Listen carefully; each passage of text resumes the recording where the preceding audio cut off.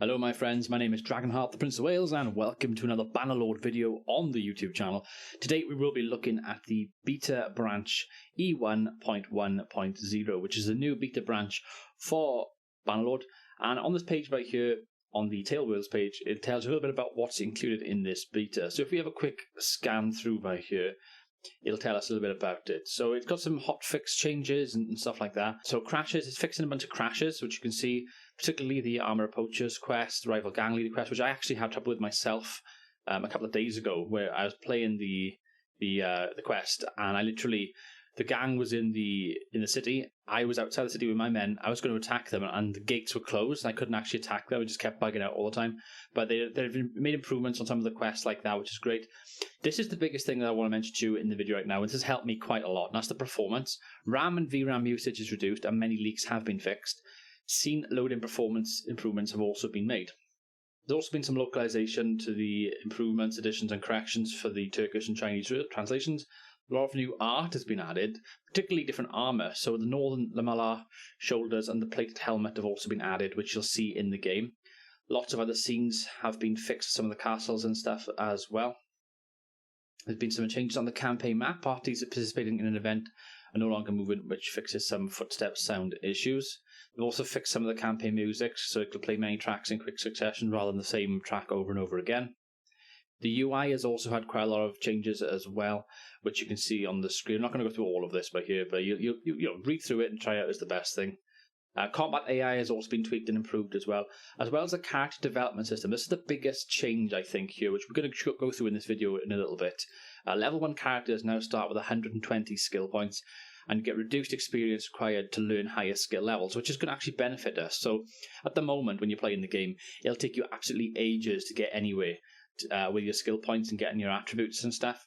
I think some of the perks that you can unlock as well were bugged, especially for companions, so that's been changed as well.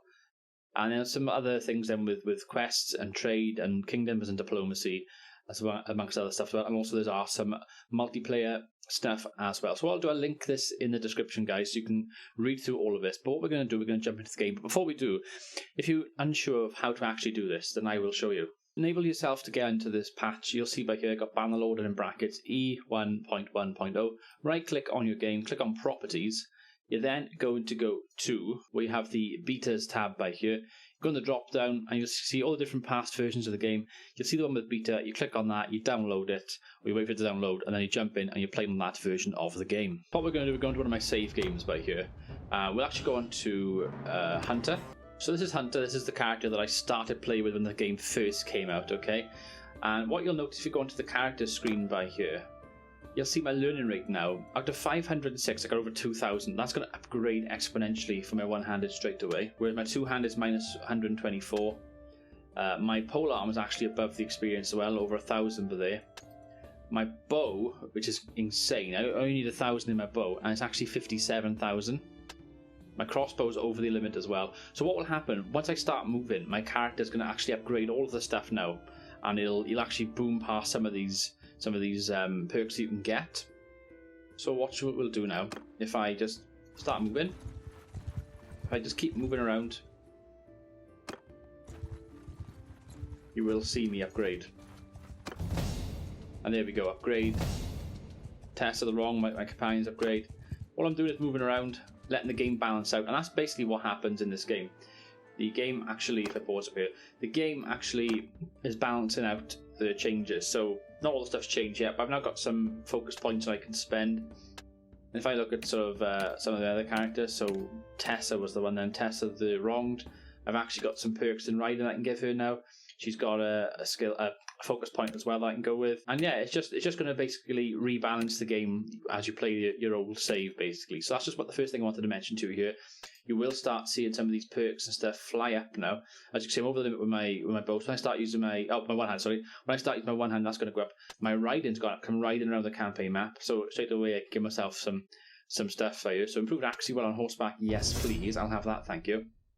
And I can obviously give myself more focus in that if I want to. And now you can see it's balancing out to the experience. And then if I want to give myself, say, I don't know, some more one-handed, then I'll do that as well.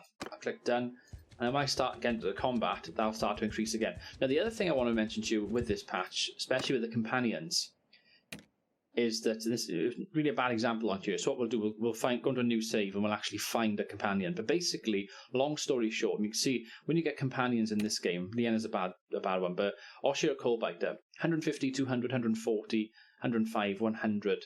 Vigor is 10, Endurance is 5. Really strong companions straight away. And they're basically going to try and rebalance the game with this version, this patch, this hotfix, whatever you want to call it. And basically what that means is when you come across companions now, they're not going to be that bulky and that strong early on. They might be good at one thing, but that'll be about it. They might be semi-decent at something else.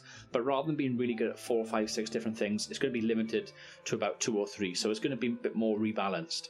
Okay, so what I've done is just quickly randomized and created a character here. Randomized the name. I've just selected any perks and stuff, so you can see, I'm a little bit balanced or imbalanced, I guess, on some of the perks. We're going to see how that affects things now when we go into the game. And also, there's been some changes here as well. We've now got a combat AI difficulty. She's got normal, veteran, and challenging, so that's changed as well. So you'll see now that this base character I've just created, Halgud, he is not that proficient. In the stuff that we saw him get, we can see that I've got a 30 in tactics. And I'm a little bit, okay in some things-ish, I guess, but that's about it. I can give myself tactics early on, give myself cavalry attacks with more morale loss, 10% more morale loss. And that's about it. I got a perk point as well. But what will happen now is you'll get a good boost later on or earlier on in the game of getting certain things. You're better off starting your character now, basically fighting with 1 or 2 things. So, for example, I would be good to sort of try and get my one-handed up or my two-handed, one of them, and possibly crossbow. So I could be one-handed and a crossbow, and then possibly get my athletics or riding. Focusing on 2 or 3 things and not really worrying about the rest of the stuff, and then let that sort of go up passively.